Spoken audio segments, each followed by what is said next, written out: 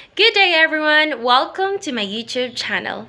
I am Karen Turbonado Bayonesto, 20 years of age, from Tapal Obay, Bohol. I'm currently studying at Trinidad Municipal College, taking up Bachelor of Science in Office Administration. Without further ado, let's get started.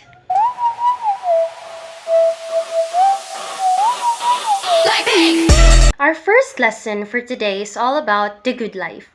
In ancient Greece, when we try to understand the world and the reality about something, we also try to understand about ourselves.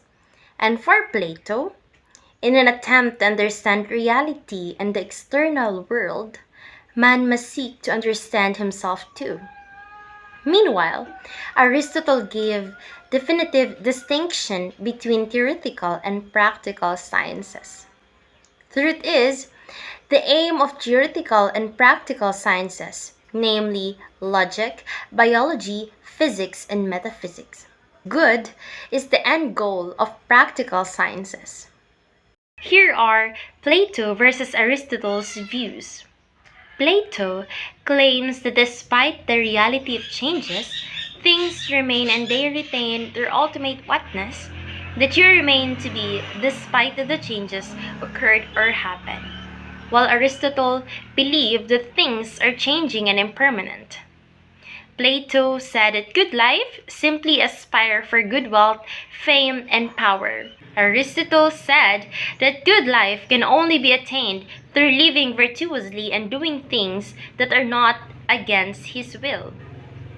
According to Plato, it's idealist, and according to Aristotle, it's realist. And both assert that virtue was essential for happiness or good life.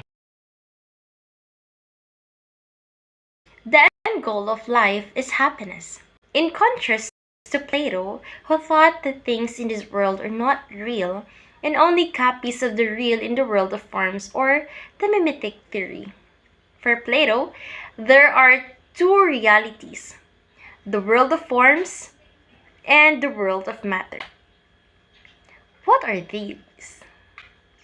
The world of forms, these are entities or only copies of the ideal of the model's only real entities.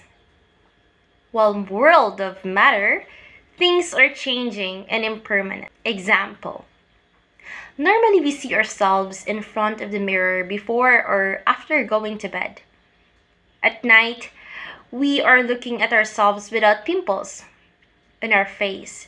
Unfortunately, in the morning, there's changes happened like a new pimple that grows on your nose.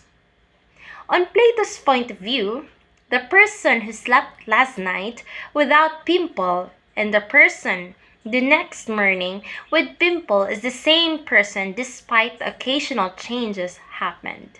These are the different schools of thought, all of which aim for the good and happy life. First is materialism, led by Democritus and Leucippus.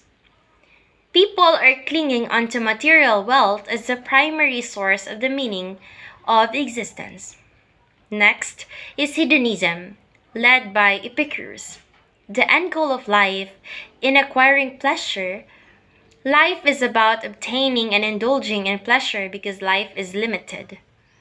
Mantra or slogan: eat, drink, and be merry, for tomorrow we die. Next, Stoicism, led by Epicurus. To generate happiness, one must learn to distance oneself and be apathetic or showing, or feeling no interest or concern. Apatheia is free from emotional disturbance. Number 4, theism. Most people find the meaning of their lives using God as a fulcrum or center of their existence. The ultimate basis of happiness for theists is the communion with God. And lastly is the humanism. It is the freedom of man to carve his own destiny and to legislate his own law, free from the shackles of a God that monitors and controls. For humanists, man is literally the captain of his own ship. Example: scientist. Emphasize common human needs and seek rational ways of solving human problems. Stress the potential value and goodness of human beings. That's all for today, and I hope that you learned something. Stay safe and spread kindness wherever you go. Thank you for watching!